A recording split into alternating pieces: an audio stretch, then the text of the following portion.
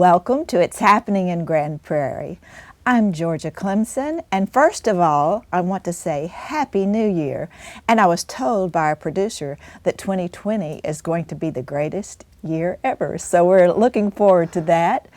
And we're looking forward to hearing from our guests today. We start off today with a wonderful gentleman with the City of Grand Prairie, Mr. Andy Henning. Welcome. Thank you so much. Great to be here. Yes, we love having you here. In fact, I'd like for you to tell our viewers exactly what your title is and what you do for the City of Grand Prairie. Sure. So I'm Senior Building and Construction Projects Manager, and I oversee all of the design and construction of our public facilities. Yes, and there are lots of things going on in different areas of our city.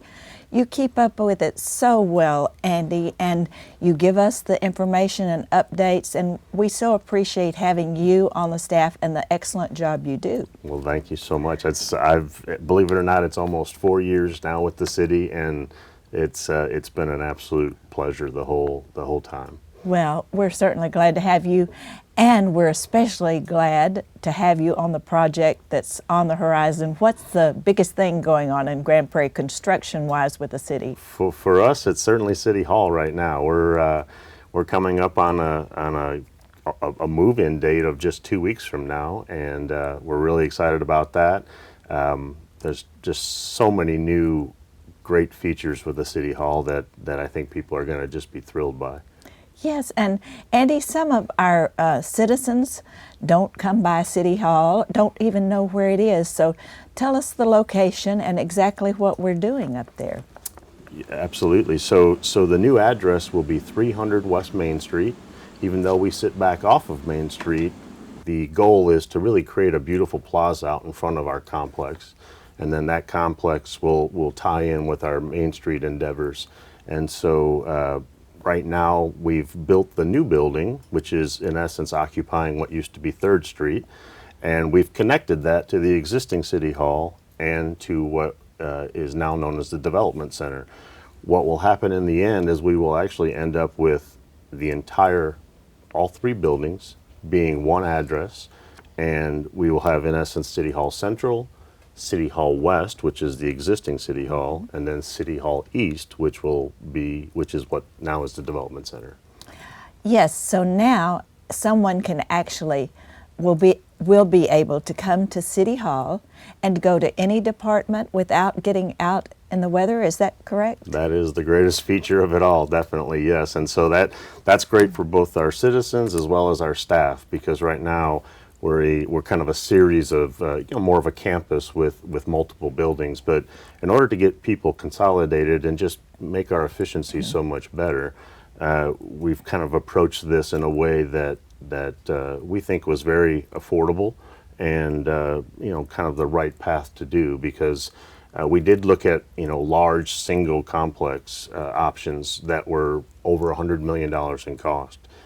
Instead, what we're going to do is a 3-phased approach. First phase now just wrapping up. Second phase will be complete renovation of the Development Center. And then third phase will be some minor renovations to the existing City Hall. Always keeping in mind that there's going to be a lot of landscape and tree planting and just this beautiful green space that we're really excited about creating. So it's going to be a really nice facility once we're all done with all 3 phases. Oh yes, so this is just phase 1. Correct. And Andy, I'm sure our citizens are thinking, well, why? I know you've given us some reasons, but why do we need this? Why do we even need improvements at City Hall? No, it's a great question that we've actually been asked quite a few times, and so I think the simple answer is that the city's growing, and we have although all of our facilities are in decent shape, the problem is that there's no space left in them, and so again, rather than pursuing that $100 million option, we kind of came up with this very, I think, creative solution of building a smaller building and utilizing the 2 great facilities that we already have, but bringing them all together. And so it really just becomes a staff need. We're kind of busting at the seams, and so therefore we needed some more space. Yes, and I love the fact that it does unite the the whole facility It once does. it's all done. That's correct, yes, because we will have, in the new City Hall, which is City Hall Central, we will have the city manager's office, economic development, our legal folks, as well as our downtown redevelopment team. Then there'll be budget and finance and purchasing and HR. So rather than being spread out in all those different buildings, we're all going to come and consolidate together, which will be great. Yes, it will. And I know you gave us the date. What is the date that it will actually be open? Yes, so for business? Monday, January 13th will be the magic date where we make this very seamless transition. So, for instance, our citizens, our customers who are coming to the Development Center now, those Development Center employees will actually be temporarily housed in the first level of the new City Hall building. And so the new main entry will be the way to come in. And literally on Friday the 10th, we shut down Development Center at 5 p.m. And then on Monday morning at 8 a.m., we're back and open and at the new address. So there's really no break in service to the citizens. Absolutely none. We'll be able to be continuously operating and being able to serve all the needs that folks would need. This is so exciting. And it's really very beautiful too. And especially when we get the landscaping, that it will be something that I think our citizens will be proud of. Also effective, cost-effective, useful, and so many different benefits from this. Now, I know the construction and the parking has been a pain for everybody that has tried to come to City Hall and can't come in the front door anymore. Right. But this will be great when we can actually walk up to that front door and get to any place very conveniently. That's correct, yes. And now, yeah, we certainly do appreciate everyone's patience throughout this process. It's very difficult to achieve something this significant without a little bit of disruption, and we hope we've done the best we can to keep it minimal. But yes, we certainly know that it has not necessarily been the easiest to get some services at times because of the construction, but we're thankful for everybody's patience. Yes, and I can hardly wait till we get the landscaping in and have that plaza out there. And as you said, for a lot of our major city events that we have throughout the city, we'll have that available as an option as far as a gathering place. Absolutely, and we've worked very closely even with our park department in terms of Main Street Fest and how that would be rolled into this new space. So it's been a huge team effort. I mean, we've literally involved everybody who just staff that are moving, staff that deals with our customers and knows what would be best for them. And then, our parks folks with the plantings and the rain garden, which I know you're a big fan of. The rain garden's very excited. And so that's going to be our way to really kind of cleanse our stormwater before it goes into the ground. So a lot of really great features, definitely. Yes. Well, thank you so much for being here and sharing this with our citizens and our viewers. We appreciate it, and we're looking forward to coming to City Hall in the future. Absolutely. You bet. Thank you for having me. Thank you, Andy. And we'll be right back.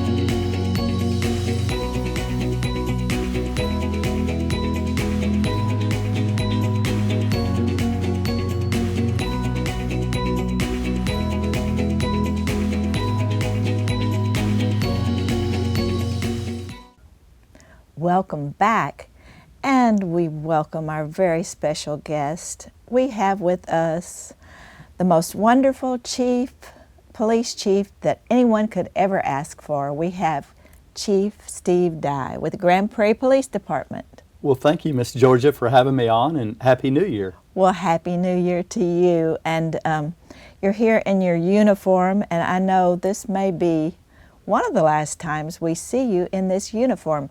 And I'm not sure all of our citizens know exactly what's going on as far as your career, but everybody knows Chief Dye and loves Chief Dye and appreciates him for what all he's done for our city. Chief, tell us how you're transitioning. Well, thank you for the kind words. I've been blessed to have been promoted to Deputy City Manager, And I think the greatest thing about that is I get to continue to serve the great citizens of Grand Prairie. And then we've got an excellent police chief who's coming in to office on January the 18th, Daniel Cesney. He's been with the department almost 20 years. He's currently one of our assistant chiefs, and he will just be a fantastic chief for our community. And today, Chief, we want to talk about something that's coming up very soon, an election, a proposed crime tax. And it's nothing new, but it's something that we need to revisit, isn't it? Yes, ma'am. So in May of 2020, we are going to have on the ballot a crime tax election. It is not a new tax. This is just a continuation of an existing tax. So back in 2007, the citizens graciously approved the crime tax, which helped us to build our beautiful building. And then in 2012 and 2013, our citizens extended and revised that crime tax to help us use the overage from the debt of the building to pay for new police officer positions. So what we're asking our citizens to look at is in May to consider whether or not, when the building is paid off in 2022, to extend that crime tax for another 20 years and allow us to use that 1/4 cent to pay for new police officers, their salaries, their training, and their equipment. I think it's a very important election for our city, particularly when you consider that we have a property tax cap that is coming forward next year for our city. So we have to be very wise about our resources, and to be able to use the sales tax to help fund police officer positions not only helps the police department, but it helps our other city departments, because the less money that the police department has to take out of the general fund, the more money that we can expend on fire, parks, library, and our other really important city services. So as you said, Chief, it is a very important election, and it's a very important decision, and for the citizens to get out to support it if they would like to see the continued services that they are getting and the protection they're getting from our police department. Yes, ma'am. So when I became your chief in 2011, we had about 1.3 officers per 1,000 population, and that was well below the best practices standard. Mr. Hart, council, and our mayor have worked diligently to get that up to 1.5 officers per 1,000. Well, you know, we've grown since the crime tax election first happened in 2007. We've grown over 30,000 residents. So in order to keep a ratio of 1.5 police officers per 1,000 citizens, we really need to be able to fund new positions. Currently, we have almost 300 police officers, but we need to add to that as our city is now over 200,000 population. So again, I love the fact that this is not a property tax, it's not a new tax, and a lot of our visitors to the city that use police resources, that are here to shop or come to tourist attractions, that's a way for them to help pay for those services they use. So the expense of the police department is not placed solely upon our citizens. Yes, and as you said, Chief, you were able to hire more officers, and an excellent result of that is our crime rate has gone down, hasn't it? Right, so anything that we ask for from our citizens in terms of resources, we need to be able to show a return on investment. So the return on investment for our citizens and our council helping us with these additional police officer positions has been a 47% crime decrease. So I think that that's important, that the more that we get to serve, the better job that we should be able to do with that level of service. I think it's also important to point out that if this election doesn't pass, and again, I'm advocating voter turnout. I'm not going to try to tell people how to vote, but I want you to know the facts. If the crime tax election does not pass, then there's going to be a couple of options. We could raise property taxes, which I don't think anybody really favors. They would have to be raised 4 to 6 cents per $100 taxable value just to maintain what we have. Or the other option could be to cut city services, not just police, but other city services. So in order to maintain the level of service that our citizens are enjoying, I think this crime tax is an integral part of that. Again, not just to help the police department, but to help all the other city departments when we're not having to take that much money out of the general fund. Yes, and this is such a great opportunity now here in the new year to start planting the seeds and educating the people where they will know. I get so many calls right before elections. What should I do with this? What should I do with that? Because they just haven't gotten the information. So thank you for helping to get this information out where the citizens will be informed. Absolutely. We're not here to advocate. We're here to educate. But again, I want the new chief to be able to have the resources that he needs to offer that level of service from the police department and our other city services. And again, I think this is just a great option because it's sales tax based. It's not a new tax. It's just a continuation of the current tax. And again, helping being funded by people that visit the city that use those police resources. I mean, we have accidents on the freeways every day that don't involve City of Grand Prairie residents, but yet police and fire are out there responding to those folks and helping them. So I think it's a great option that we have in our city that has really served a useful purpose. And on the ballot, it will be asking if you do approve or vote for the crime tax, it will be for another 20 years. Yes, so not only is it important for what it does, it's important because it will be for 20 years. Well, I believe Mr. Hart, Mayor and Council have always been very fiscally responsible. And what we're trying to do is set out a financial plan to help fund the police department into the future with the population growth, while also making sure that our other city services remain funded, particularly, I said, with this looming property tax cap. We're going to have to be very smart about how we spend our money and where we spend our money. And I believe the use of the 1/4 sales tax is just a wise choice, in my opinion, as a citizen, my personal opinion, to help fund police and other critical services. Yes, sir, and it's served us very well in the past. It has. You know, that's placed a lot less strain on other funding mechanisms, and it's allowed us to do other things like develop our city, offer some incentives for businesses to come in and economically develop. You know, everybody's seen what's happening on George Bush. It's exciting. We're embarking on a great plan for downtown revitalization. Well, this is all interconnected because when we don't have to use those resources for police and we can use sales tax for police, it opens up other funding mechanisms to do some of this economic development growth to provide other retail opportunities and commercial opportunities for our citizens, where previously we were having to drive to other cities to go to these restaurants and do this shopping, that now we can have that here in our backyard in Grand Prairie. Yes, that Yes, is ma'am. wonderful. Chief, this has been such good information, and we appreciate so much your bringing it to us today, and we appreciate you for all you have done for us as our chief. That we could just go on forever and ever about your many contributions and how you have done so much for us. We really do appreciate it. Well, thank you so much. It's just been a pleasure to serve. I'm so proud and thankful that I get to continue to serve the great citizens of Grand Prairie. This city has been so good to me and my family and our department. I just want to say I appreciate so much how our city supports the men and women of the police department and the fire department and all of our critical services. We feel and appreciate that support, so thank you very much. Well, you are certainly a blessing, and Mimi as well, to our city. And we do wish you a very happy new year, and God bless you for all that you do and in your new position as well. Thank you so much. Happy New Year. Thank you. And we'll be right back. In need of repairs for your home but falling short on cash? Have no fear, the City of Grand Prairie is here. Introducing the new Building Blocks Neighborhood Rebate Program. Select Grand Prairie residents may qualify for a rebate of up to $5,000 on home improvements. Enhancements from fence installment and tree trimming to exterior painting and landscaping are available. See if you meet the requirements by going to gptx.org/buildingblocks. It's all part of an initiative to keep Grand Prairie beautiful. Welcome back, and welcome to our next lovely guest. We have Miss Amy Sprinkles with the City of Grand Prairie. Welcome and Happy New Year. Happy New Year. Yay. Woohoo! Amy. Yes. Tell everyone, I know you wear different hats around the city and around everywhere, but tell us your title. I am the Marketing, Communications, and Libraries Director.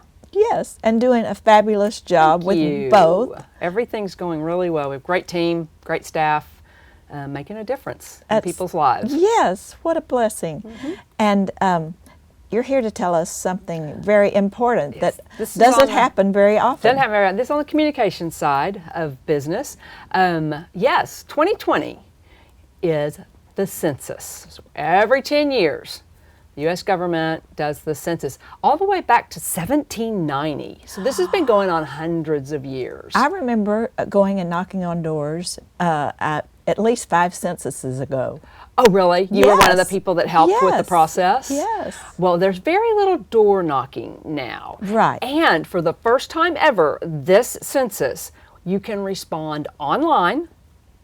Never been able to do that before. That'll be super easy. Yes. You can respond by phone or by mail. So you've got lots of options this year that make it easier and faster. Why do we do the census, Amy? Well, that's a good question. So it started a long time ago. Basically, the counts determine how much federal money Grand Prairie gets back, right? So all the taxes we pay the federal government, it ends up paying for all sorts of stuff. Some of that comes back to cities based on your population. That money helps pay for roads and healthcare and housing.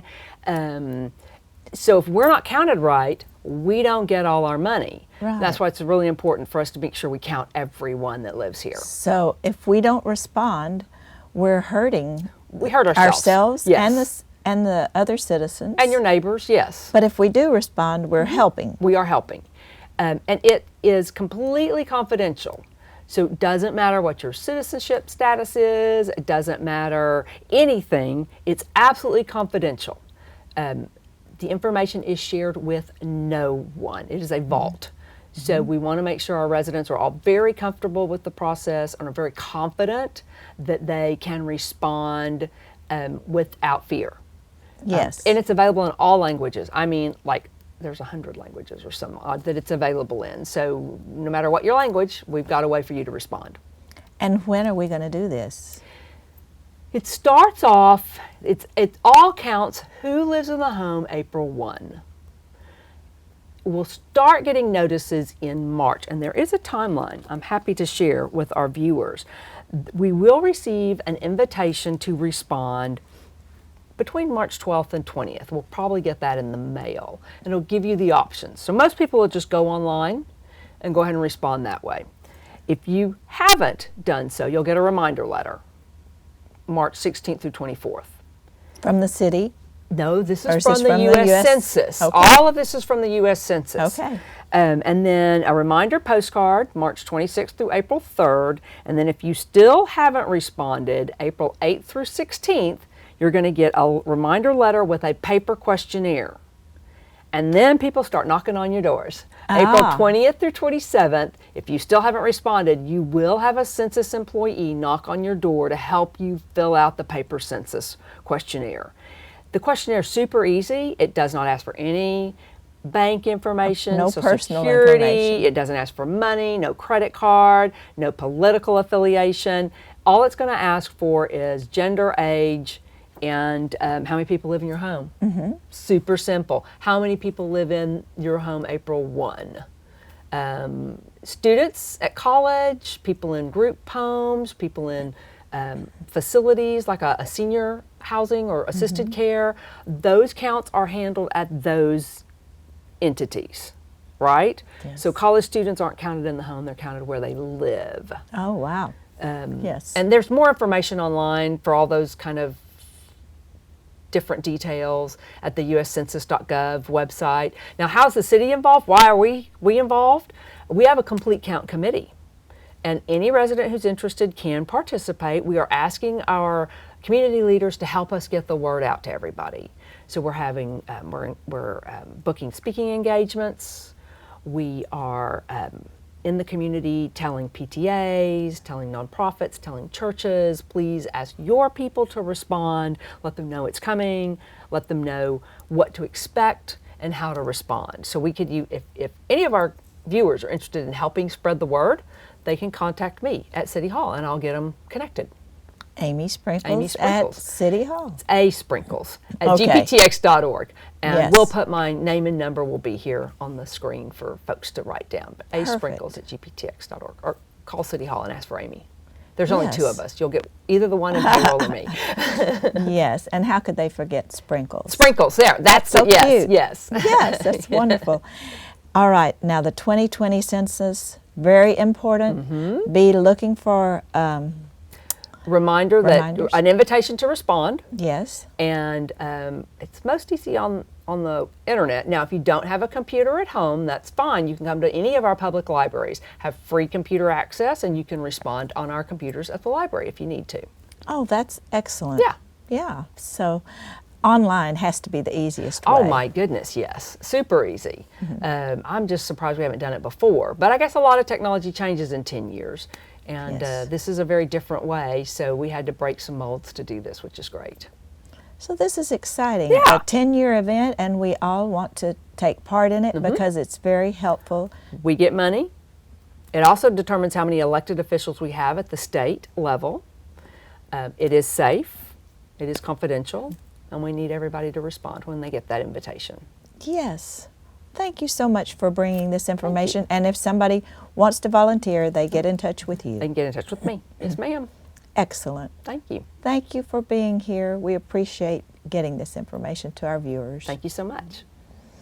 And we appreciate you for being here and viewing as well. And we wish you a very happy new year and many blessings to all of you. And I'm reminding you that I'm Georgia Clemson, and it is happening in Grand Prairie.